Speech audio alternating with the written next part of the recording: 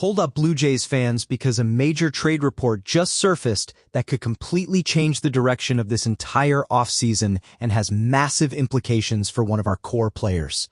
Jon Morosi dropped some serious intel on MLB Network about Ketel Marte's trade market, and guess what? The Blue Jays are right in the middle of it. But here's the twist that makes this situation even more complicated than you think. Before we dive into all the details, smash that subscribe button because this offseason is heating up fast and you need to be locked in for every update as these dominoes start falling. Let's get right into this. Morosi reported that there's about a 50-50 chance Ketel Marte gets traded this offseason, and among the teams that have already checked in are your Toronto Blue Jays. But here's what makes this really interesting. The Blue Jays are not on Marte's limited no-trade clause. That means Arizona could deal him to Toronto without even needing his permission. That's a huge advantage in negotiations because it eliminates one potential roadblock that could kill a deal. But if Toronto actually pulls the trigger on acquiring Marte, it raises one massive question that we need to address head-on. What happens to Bichette? Because the math on this roster suddenly gets really complicated really fast.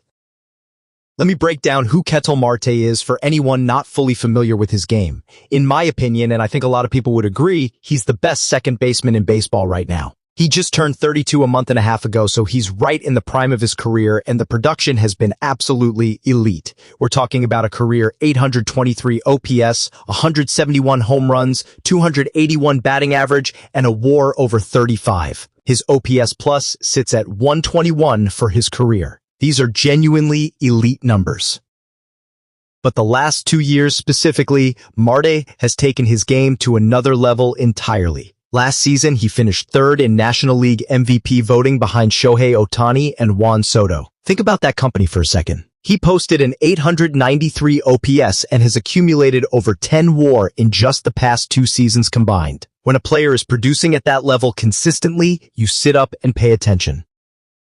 His Baseball Savant page backs up everything the traditional stats tell you. Expected batting average and expected slugging are both excellent. For a Blue Jays team desperately looking for contact hitters who don't strike out and can draw walks, Marte checks every single box. He's in the 74th percentile for outs above average defensively, his arm strength is a bit below average, and his running speed is declining at the 29th percentile, but overall you're getting a complete player who impacts the game in multiple ways.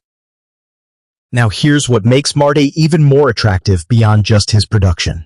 His contract is absurdly team-friendly for this caliber of player.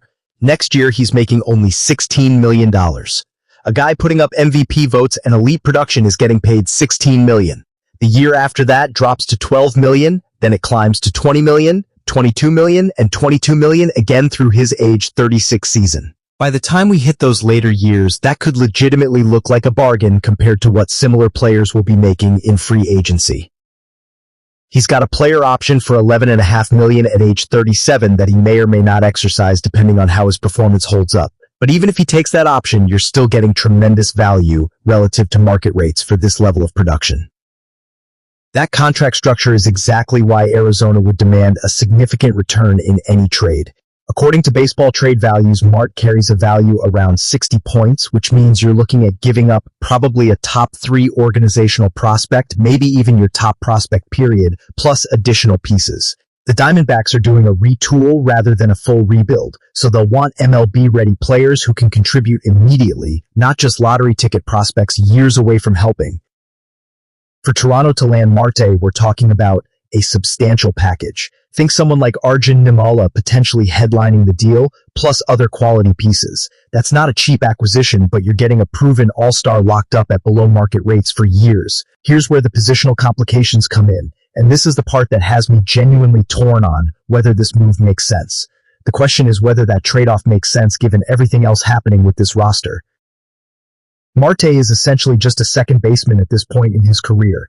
Yeah, the position listings say he's played shortstop and center field, but the reality is he's barely touched those positions in years. Last season was exclusively second base and designated hitter. In 2024, he played 1 game at shortstop. 1 single game. The last time he played meaningful center field was back in 2021 when he was 27 years old and covered 71 games out there. He's 32 now. I don't know how much he's got left in the tank to play center field regularly. And even if he could, you'd probably want him in a corner outfield spot instead. That transition at his age with declining speed metrics is far from guaranteed. So if we acquire Marte and he's locked into second base, what happens with the rest of the infield? Let's walk through this scenario. Marte takes over second base. Ernie Clement, who we just traded for last year and who showed really good defensive chops at shortstop during the postseason, moves over to short. That means Bichette suddenly has no natural position. You can't put Bo at third base. He doesn't have the arm for it, and we've already got Addison Barger and other options there. You can't really put him in the outfield because he doesn't have the speed or defensive instincts for that either. Bo's defensive profile limits him to second base or shortstop, and if both those spots are occupied by Marte and Clement, where exactly does he fit? The answer is, he probably doesn't fit anymore, which means acquiring Marte essentially signals that Bichette isn't coming back. Either we don't extend him and he hits free agency, or we trade him as part of a separate deal to address other needs. That's a massive decision with huge implications for the franchise. Here's my honest take on this whole situation. I think the Blue Jays only pull the trigger on a Marte trade if they know for certain that Bo isn't returning anyway. Maybe another team has blown them out of the water with an offer Bo wants to accept. Maybe Bo has made it clear he wants to explore free agency and test the market. Whatever the reason, if the front office believes Bo is gone regardless, then pivoting to Marte makes complete sense. But if there's any possibility of keeping Bo, I lean toward that direction instead.